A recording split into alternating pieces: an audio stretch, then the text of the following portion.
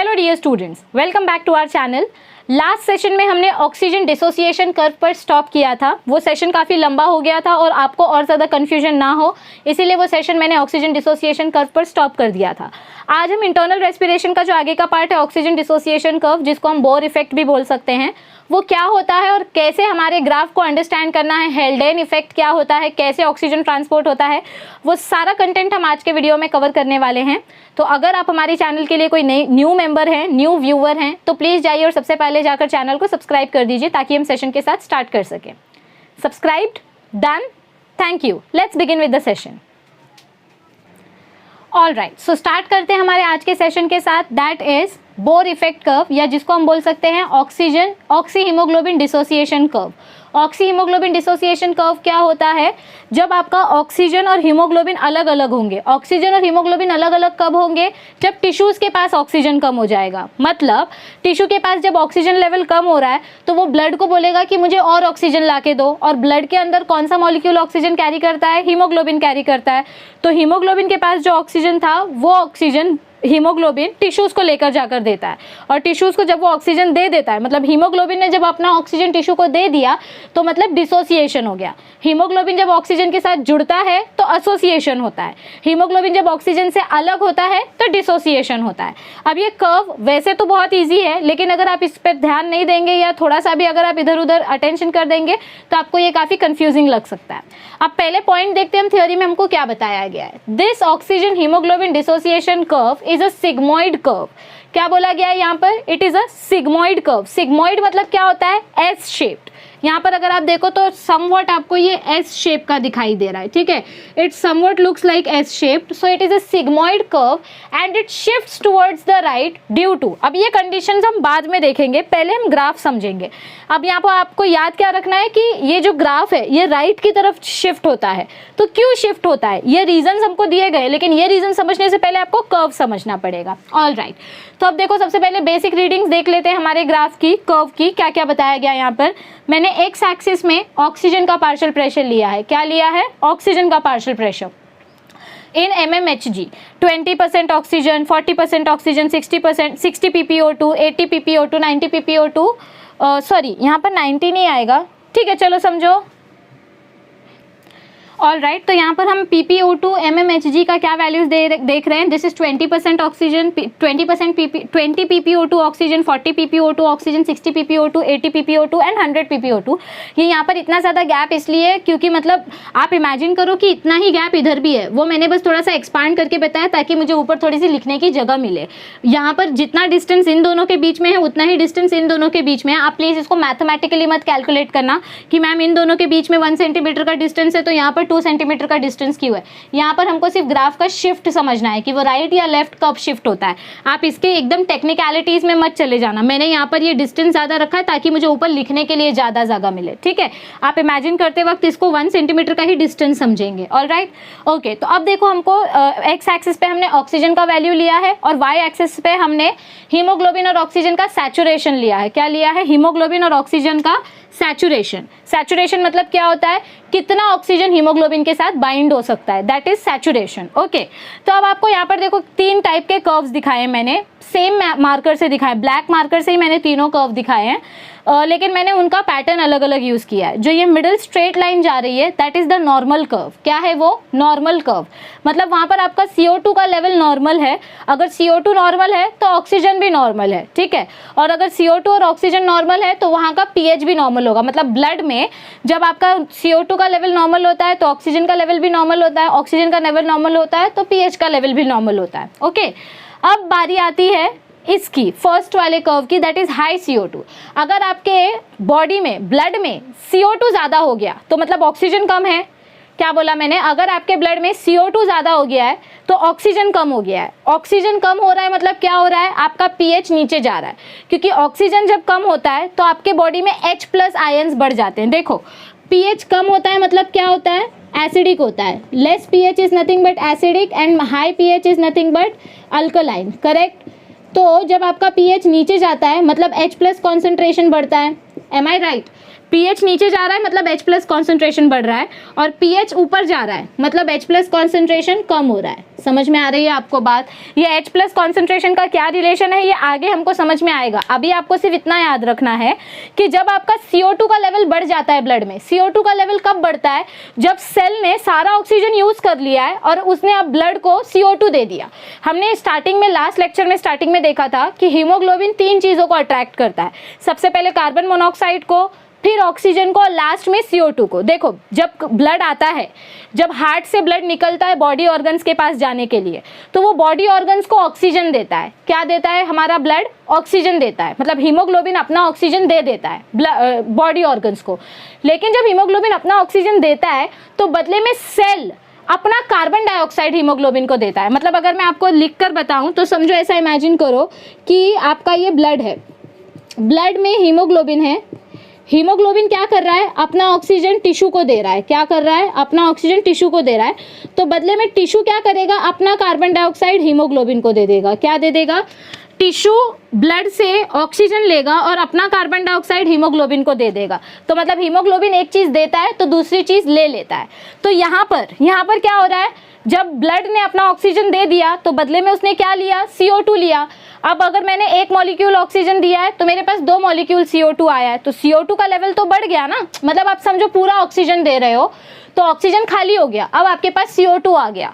1 या 2 वो जाने दो, आपके पास जितना ऑक्सीजन था आपने टिश्यूज को दे दिया, और टिश्यू के पास जितना कार्बन डाइऑक्साइड था आपने उससे ले लिया, क्योंकि कार्बन डाइऑक्साइड टिश्यू के लिए अच्छा नहीं है, वो उसकी एक्टिविटी को स्लो कर देगा। तो हमको कार्बन डाइऑक्साइड लेके जाके लंग्स को देना है। किसको देना है? लंग्स को देना है। हमारा जो कार्बन डाइऑक्साइड है, मतलब टिश्यू के पास का जो कार्बन डाइऑक्साइड है वो हीमोग्लोबिन ले लेता है। तो कार्बन डाइऑक्साइड का लेवल क्या हो जाता है? हीमोग्लोबिन में हाई हो जाता है। हम किसका देख रहे हैं? हीमोग्लोबिन का सैचुरेशन देख रहे हैं। हीमोग्लोबिन का और ऑक्सीजन का सैचुरेशन देख रहे हैं। जब कार्बन डाइऑक्साइड हाई हो जाएगा तो मतलब सैचुरेशन कम हो जाएगा। जब कार्बन डाइऑक्साइड हाई है तो सैचुरेशन क्या हो रहा है? नीचे की तरफ शिफ्ट हो रहा है। और जब कार्बन डाइऑक्साइड लो है मतलब ऑक्सीजन हाई है तो सैचुरेशन क्या हो रहा है? ऊपर की तरफ शिफ्ट हो रहा है। क्योंकि सैचुरेशन मतलब क्या होता है? यहाँ पर हम किसका सैचुरेशन देख रहे हैं? यहाँ पर हम हीमोग्लोबिन और ऑक्सीजन का सैचुरेशन देख रहे हैं। किसका सैचुरेशन देख रहे हैं? हीमोग्लोबिन और ऑक्सीजन का। हीमोग्लोबिन और कार्बन डाइऑक्साइड का सैचुरेशन नहीं देख रहे हैं हम। तो अगर आपके ब्लड में ऑक्सीजन ज्यादा है, क्या बोल रही हूं मैं? अगर ऑक्सीजन ज्यादा है तो सैचुरेशन ज्यादा होगा। ये देखो, अगर ऑक्सीजन ज्यादा है तो सैचुरेशन ज्यादा होगा, मतलब ऊपर की तरफ सैचुरेशन होगा, अप्रोक्सीमेटली 98% सैचुरेशन होगा। अगर ऑक्सीजन कम है, लो ऑक्सीजन है, क्योंकि आपके पास जितना ऑक्सीजन था आपने टिश्यू को दे दिया, अगर आपके ब्लड में ऑक्सीजन कम है तो सैचुरेशन कितना होगा? अप्रोक्सीमेटली 80% सैचुरेशन होगा। कितना होगा? अप्रोक्सीमेटली 80% सैचुरेशन होगा। तो ये आपको समझ में आया कि सैचुरेशन क्या होता है? सैचुरेशन मतलब ऑक्सीजन हीमोग्लोबिन के साथ कितना बाइंड कर सकता है। तो ब्लड में अगर ऑक्सीजन ज्यादा है तो सैचुरेशन भी ज्यादा होगा, ब्लड में अगर ऑक्सीजन कम है तो सैचुरेशन भी कम होगा। देखो यहाँ पर देखो एक एग्जांपल क्या दिखाया गया है हमको। जब हमारे ब्लड में 100 मॉलिक्यूल्स है ऑक्सीजन के, क्या बोल रही हूँ मैं? जब हमारे ब्लड में ऑक्सीजन के 100 मॉलिक्यूल्स हैं तो सैचुरेशन कितना हो रहा है? अप्रोक्सीमेटली 98%। कितना सैचुरेशन हो रहा है? अप्रोक्सीमेटली 98%। और जब हमारे ब्लड में 40 मॉलिक्यूल्स है ऑक्सीजन के तो हमारा सैचुरेशन कितना हो रहा है? सैचुरेशन हो रहा है अप्रोक्सीमेटली 70%। जब ऑक्सीजन मॉलिक्यूल 40 है तो सैचुरेशन हो रहा है 70%। लेकिन अगर मैं इसको ऐसा देखूं कि जब ऑक्सीजन का अमाउंट हमारी बॉडी में ये यहाँ पर देखो, यहाँ पर अगर मैं इसी ग्राफ को नॉर्मली ये वाला ग्राफ अगर मैं अंडरस्टैंड करने की कोशिश करूँ तो 50 मॉलिक्यूल्स ऑफ ऑक्सीजन में कितना सैचुरेशन हो रहा है? 50% ऑफ मॉलिक्यूल के ऑक्सीजन में आपका सैचुरेशन बढ़ रहा है। लेकिन जैसे जैसे आपका ऑक्सीजन कम होते जा रहा है, जैसे जैसे ऑक्सीजन कम होते जा रहा है सैचुरेशन कम होते जा रहा है। ध्यान से देखो, ऑक्सीजन का मॉलिक्यूल कम होते जा रहा है तो सैचुरेशन भी कम होते जा रहा है, मतलब आपका ग्राफ नीचे की तरफ शिफ्ट हो रहा है। ऑक्सीजन मॉलिक्यूल बढ़ रहा है तो सैचुरेशन ऊपर की तरफ शिफ्ट हो रहा है। अभी समझो अगर मैं 20% ऑक्सीजन ले लूँ, 20% ऑक्सीजन ले लूँ तो कितना सैचुरेशन है? सिर्फ 10% सैचुरेशन है। 40% ऑक्सीजन ले लूँ तो 70% सैचुरेशन है। 60% ऑक्सीजन ले लूँ तो 90% तक मेरा सैचुरेशन हो रहा है। आपको समझ में आ रहा है मैं क्या बोल रही हूँ? ऑक्सीजन का वैल्यू बढ़ेगा तो सैचुरेशन बढ़ते जाएगा, मतलब ग्राफ लेफ्ट की तरफ शिफ्ट होगा। ये ऊपर वाला ग्राफ देखेंगे, ऑक्सीजन बढ़ेगा तो सैचुरेशन बढ़ेगा, ऑक्सीजन कम होगा तो सैचुरेशन कम होगा। मतलब अगर इसका हम प्रोपोर्शनैलिटी निकालें तो अगर ऑक्सीजन बढ़ेगी तो आपका ग्राफ क्या होगा, अगर आपका ऑक्सीजन बढ़ रहा है तो आपका ग्राफ लेफ्ट की तरफ शिफ्ट हो रहा है, और अगर आपका ऑक्सीजन कम हो रहा है, ऑक्सीजन कम हो रहा है तो आपका ग्राफ नीचे जा रहा है। क्योंकि देखो अगर 20 मॉलिक्यूल्स है ऑक्सीजन के तो सैचुरेशन कितना हो रहा है, सिर्फ 10%। अगर 20 मॉलिक्यूल्स है ऑक्सीजन के तो सैचुरेशन कितना हो रहा है, 10 to 12%। तो इसका मतलब जब ऑक्सीजन कम होता है तो आपका ग्राफ राइट की तरफ शिफ्ट होता है। किधर शिफ्ट होता है, राइट की तरफ। और जब ऑक्सीजन मॉलिक्यूल्स बढ़ते हैं, अब जैसे समझो 80% ले लो, 80% ऑक्सीजन मॉलिक्यूल बढ़ा है तो आपका ग्राफ का सैचुरेशन 90% से भी ज़्यादा है। तो जैसे जैसे ऑक्सीजन मॉलिक्यूल बढ़ेगा ग्राफ पीछे की तरफ शिफ्ट होगा।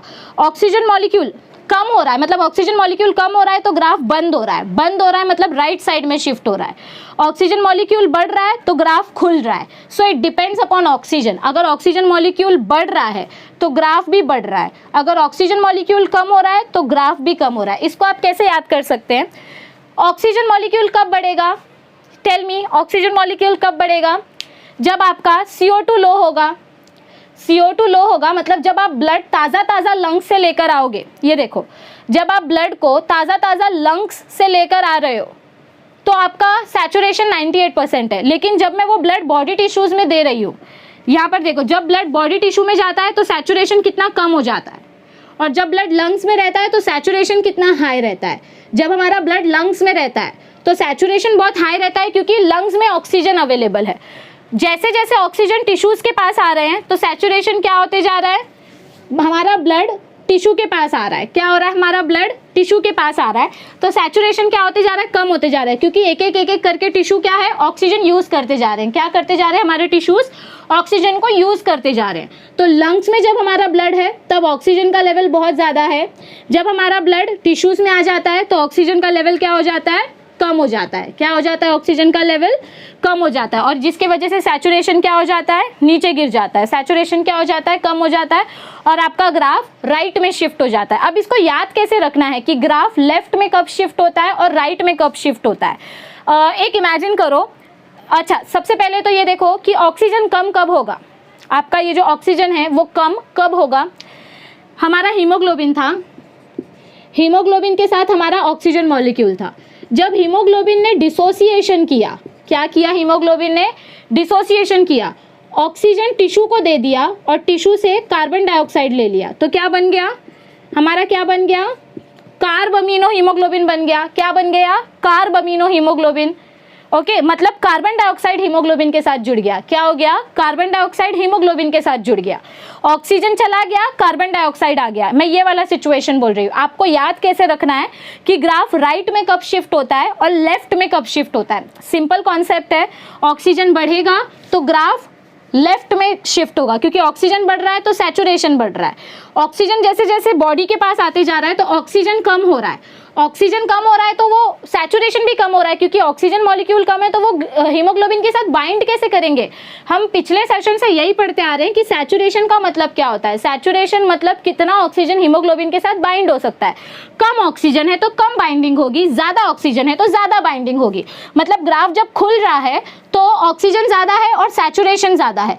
ग्राफ जब बंद हो रहा है तो ऑक्सीजन कम है और सैचुरेशन भी कम है। पर फिर भी इसको याद कैसे रख सकते हो, एक छोटा सा ट्रिक है। जब आपका डिसोसिएशन होता है, क्या होता है, जब आपका डिसोसिएशन होता है तो डिसोसिएशन में हमने क्या पढ़ा था कि आपका हीमोग्लोबिन जो है वो ऑक्सीजन छोड़ देता है, डिसोसिएट कर देता है। आपके हीमोग्लोबिन के पास जो ऑक्सीजन था वो ऑक्सीजन क्या हो जाएगा, हीमोग्लोबिन से अलग हो जाएगा। मतलब ये ऑक्सीजन टिश्यू के पास चला जाएगा, और जब टिश्यू ऑक्सीजन लेगा तो बदले में वो हीमोग्लोबिन को क्या देगा, CO2 दे देगा। क्या दे देगा, CO2, जिसकी वजह से हमको क्या मिलेगा, ये मिलेगा। मतलब अब आपके हीमोग्लोबिन के पास CO2 का लेवल बढ़ गया और ऑक्सीजन का लेवल कम हो गया, क्योंकि उसने ऑक्सीजन छोड़ दिया। क्या बोल रही हूँ मैं, आपके हीमोग्लोबिन ने ऑक्सीजन छोड़ दिया, टिश्यू को दे दिया, और बदले में टिश्यू से क्या ले लिया, कार्बन डाइऑक्साइड ले लिया। अब आप याद कैसे रखोगे कि ग्राफ राइट साइड में कब शिफ्ट होता है। ठीक है, देखो राइट साइड का फर्स्ट लेटर क्या होता है, R। राइट साइड का फर्स्ट लेटर क्या होता है, R।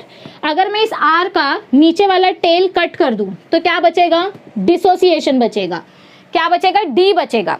हम R को ऐसा लिखते हैं ना, अगर मैं इस R का ये नीचे वाला टेल कट कर दूं तो क्या बचेगा, सिर्फ D बचेगा। और D मतलब क्या होता है, डिसोसिएशन। किसका डिसोसिएशन, ऑक्सी हीमोग्लोबिन का डिसोसिएशन, मतलब हीमोग्लोबिन जब अपना ऑक्सीजन छोड़ रहा है तो ग्राफ राइट साइड में शिफ्ट हो रहा है। हीमोग्लोबिन जब ऑक्सीजन को लेगा, जब हीमोग्लोबिन ऑक्सीजन के साथ बाइंड होगा, मतलब जब ऑक्सीजन बढ़ेगा तो हमारा ग्राफ लेफ्ट साइड में शिफ्ट होगा। आप एक ट्रिक याद रखो, आपको दूसरा पैटर्न अपने आप याद रहेगा। आपको क्या बोला जा रहा है कि ग्राफ राइट में कब शिफ्ट होता है, ग्राफ राइट में कब शिफ्ट होता है, जब हीमोग्लोबिन के पास ऑक्सीजन नहीं रहता है। तो जब हीमोग्लोबिन डिसोसिएशन करता है तो क्या होता है, हीमोग्लोबिन डिसोसिएशन करता है तो उसका ऑक्सीजन चला जाता है और उसके पास कार्बन डाइऑक्साइड आ जाता है। तो मतलब ये मैंने आर लिखा, आर का नीचे वाला टेल कट किया। आर मतलब क्या होता है, राइट साइड, और राइट साइड में ही हमारा डी छुपा हुआ है। मतलब जब आपका हीमोग्लोबिन डिसोसिएशन करेगा तब आपका ग्राफ राइट साइड शिफ्ट होगा, और इसका ही अपोजिट है लेफ्ट वाला। जब आपका हीमोग्लोबिन एसोसिएशन करेगा, मतलब लंग्स में जब आपका हीमोग्लोबिन ऑक्सीजन के साथ बाइंड करेगा तो ग्राफ लेफ्ट साइड शिफ्ट होगा। आपको राइट और लेफ्ट का शिफ्ट अच्छे से समझ में आया हीमोग्लोबिन का, कि आपका ग्राफ कब राइट में आएगा और कब लेफ्ट में आएगा। इसी को हम बोलते हैं बोर इफेक्ट। क्या बोलते हैं हम इसको, बोर इफेक्ट। चलिए फटाक से थ्योरी देख लेते हैं। So the curve shifts to right due to increase in H+ concentration. आपका ग्राफ राइट में कब शिफ्ट हो रहा है, जब आपका pH इंक्रीज हो रहा है। क्या हो रहा है आपका, due to increase in H+ concentration. H+ concentration मतलब क्या हो रहा है, एसिडिक हो रहा है, मतलब आपका pH लो हो रहा है। देखो इधर क्या लिखा है मैंने, इंक्रीज इन H+। pH नीचे जा रहा है मतलब क्या हो रहा है, H+ इंक्रीज हो रहा है। pH जब नीचे जाता है तो H+ इंक्रीज होता है, pH ऊपर जाता है तो H+ डिक्रीज होता है, क्योंकि एसिड मतलब H+ एंड बेस मतलब OH-, correct. So increase in H+ concentration, H+ बढ़ेगा तो आपका ग्राफ राइट की तरफ शिफ्ट होगा, ये first condition. Increase in PpCO2, आपका CO2 का अमाउंट बढ़ रहा है, ऑक्सीजन कम हो रहा है, इसीलिए ग्राफ क्या हो रहा है, राइट साइड में शिफ्ट हो रहा है, क्योंकि डिसोसिएशन हो रहा है ना, हीमोग्लोबिन ऑक्सीजन देके CO2 ले रहा है। तो जितना वो CO2 लेते जाएगा उतना सैचुरेशन कम होते जाएगा, क्योंकि हम सैचुरेशन किसका पढ़ रहे हैं, ऑक्सीजन का सैचुरेशन पढ़ रहे हैं। तो ऑक्सीजन तो हीमोग्लोबिन दे रहा है, तो हीमोग्लोबिन अगर ऑक्सीजन दे रहा है तो उसका सैचुरेशन क्या होगा, डिक्रीज होगा। सैचुरेशन डिक्रीज होगा तो ग्राफ क्या होगा, राइट साइड की तरफ शिफ्ट होगा। So increase in partial pressure of CO2, rise in temperature, जब टेम्परेचर इंक्रीज होता है तभी भी आपका ग्राफ राइट में शिफ्ट होता है। एंड इंक्रीज इन DPG क्या है, जब ग्लाइकोलिसिस का प्रोसेस होता है, मतलब जब आप कोई शुगर इंटेक करते हो, आपकी बॉडी में जब एनर्जी प्रोड्यूस होती है तो DPG करके एक प्रोडक्ट बनता है, 2,3-डाइफॉस्फोग्लिसरेट। ये भी जब ये शुगर का लेवल भी जब इंक्रीज हो जाता है, मतलब आपकी बॉडी ने बहुत ज़्यादा ऑक्सीजन यूज़ कर लिया है। तो आपकी बॉडी जब ज़्यादा ऑक्सीजन यूज़ कर रही है मतलब वो क्या प्रोड्यूस कर रही है, CO2 प्रोड्यूस कर रही है। तो तब भी आपका क्या होगा, ऑक्सीजन यूज़ हो रहा है मतलब क्या हो रहा है, CO2 बन रहा है, और CO2 बन रहा है मतलब क्या हो रहा है, ग्राफ राइट साइड में शिफ्ट हो रहा है। So did you understand this thing. Formed in the RBCs during glycolysis, ये कब बनता है, ये आरबीसी के अंदर बनता है जब ग्लाइकोलिसिस प्रोसेस होता है। It lowers the affinity of haemoglobin for oxygen. क्या बोला गया है हमको यहाँ पर, जब आपका CO2 आ जाता है तो CO2 के वजह से हीमोग्लोबिन की अफिनिटी ऑक्सीजन से कम हो जाती है। ये जो DPG है ना, ये DPG क्या करता है, ये हीमोग्लोबिन को बोलता है कि अब तू ऑक्सीजन छोड़ और CO2 लेके जा। मतलब ये DPG और टेम्परेचर की वजह से हीमोग्लोबिन अपना ऑक्सीजन छोड़ देता है और CO2 ले लेता है। मतलब जो डिसोसिएशन होता है वो DPG की वजह से होता है, D ऐसा आप याद रखो, क्योंकि नीट और नीट और बहुत सारे जो AIPMT टेस्ट होते हैं उनमें ये MCQ क्वेश्चन पूछा जाता है। तो ये बोर इफेक्ट और ऑक्सीजन डिसोसिएशन कर्व समझना बहुत बहुत ज़रूरी है। फिर से बताती हूँ कि आपका ग्राफ राइट साइड में कब शिफ्ट होगा, जब ऑक्सीजन लेवल कम होगा, डिसोसिएशन होगा, राइट साइड में शिफ्ट हो रहा है। R मतलब राइट साइड मतलब डिसोसिएशन, मतलब हीमोग्लोबिन जब ऑक्सीजन को छोड़ रहा है, CO2 ले रहा है, हाई CO2 हो रहा है, तब आपका ग्राफ राइट साइड में शिफ्ट हो रहा है। और जब हीमोग्लोबिन ऑक्सीजन को ले रहा है, मतलब लंग्स में हीमोग्लोबिन जब ऑक्सीजन के साथ बाइंड हो रहा है तो हाई O2 हो रहा है, लो CO2 हो रहा है, तब आपका ग्राफ लेफ्ट में शिफ्ट होगा। समझ में आया? Did you understand this thing very properly? See, this is very very important. अच्छे से इसको समझ लो, टेक्स्ट बुक से 2 बार रीड करो, आपको क्लियर हो जाएगा concept. Shall we move ahead? All right. अब देखिए आपको बोर इफेक्ट क्या बताया गया है। बोर इफेक्ट का डेफिनेशन हमको क्या दिया गया है, it is the shift of oxyhaemoglobin dissociation curve due to the change in partial pressure of CO2 in blood. मतलब आपका जब CO2 का लेवल बदलेगा, ऑक्सीजन का लेवल बदलेगा, ऑक्सीजन और CO2 का लेवल जब चेंज होगा तो उसके वजह से आपका ये कर्व राइट या लेफ्ट साइड में शिफ्ट होगा। मतलब जब हीमोग्लोबिन डिसोसिएशन करेगा तो कर्व राइट साइड में शिफ्ट होगा। हीमोग्लोबिन, क्योंकि ये देखो डिसोसिएशन करेगा तो राइट साइड में शिफ्ट होगा, और जब हमारा कर्व एसोसिएशन करेगा तो कर्व लेफ्ट साइड में शिफ्ट होगा। हमारा हीमोग्लोबिन जब एसोसिएशन करेगा तो कर्व लेफ्ट साइड में शिफ्ट होगा। तो ये जो शिफ्टिंग ऑफ कर्व है, ये जो हमारा बोर इफेक्ट है, इसका जो शिफ्टिंग है इसको हम बोलते हैं बोर इफेक्ट। क्या बोलते हैं हम इसे? Bohr effect. The shifting of the curve due to change in the partial pressure of CO2 and O2। अब हेल्डेन इफेक्ट के बारे में भी आपको क्या बताया गया है? Oxy haemoglobin functions as an acid. Oxy haemoglobin क्या काम कर रहा है? एसिड का काम कर रहा है, क्योंकि जब ये डिसोसिएशन कर रहा है तो क्या हो रहा है? ऑक्सीजन का लेवल कम हो रहा है। ऑक्सीजन का लेवल कम हो रहा है मतलब H+ का कॉन्सेंट्रेशन बढ़ रहा है। इधर देखो, आपका ऑक्सीजन का लेवल कम हो रहा है तो pH डिक्रीज हो रहा है, मतलब H+ का कॉन्सेंट्रेशन बढ़ रहा है। H+ का कॉन्सेंट्रेशन बढ़ रहा है मतलब क्या हो रहा है? आपका ये एसिडिक सिचुएशन क्रिएट हो रहा है। क्या हो रहा है? एसिडिक सिचुएशन क्रिएट हो रहा है। So oxy haemoglobin functions as an acid, it decreases the pH of the blood. Oxy haemoglobin क्या करता है? आपके ब्लड का pH डिक्रीज कर देता है। Due to increase in the number of H+ ions. क्या हो रहा है? क्यों आपका ब्लड का pH डिक्रीज हो रहा है? क्योंकि H+ आयन बढ़ रहे हैं। So due to increase in the number of H+ ions, HCO3 minus changes into H2O and CO2। ये HCO3 माइनस, ये जो लास्ट वाला स्टेटमेंट है ना हेल्डेन इफेक्ट का, ये हम पढ़ेंगे आगे वाले पार्ट में, मतलब ट्रांसपोर्ट ऑफ कार्बन डाइऑक्साइड के पार्ट में पढ़ेंगे, पर बाकी का पार्ट आई होप आपको समझ में आ गया होगा। ठीक है, ये HCO3 माइनस कैसे बनता है, H2O और CO2 कैसे बनता है, ये सब हम पढ़ेंगे नेक्स्ट पार्ट में। अगर इतना समझ में आ गया है तो आगे बढ़ते हैं। अब आगे देखो यहाँ पर क्या बताया गया है। Let me stand here only. Okay, in the alveoli, क्या बोला जा रहा है हमको यहाँ पर? In the alveoli where partial pressure of oxygen is high. Alveoli में क्या होता है? एल्वियोलाई में ऑक्सीजन का प्रेशर ज्यादा होता है। So in the alveoli where partial pressure of oxygen is high. अब ऑक्सीजन हाई है तो कार्बन डाइऑक्साइड लो होगा। Partial pressure of carbon dioxide is low, oxygen binds with haemoglobin.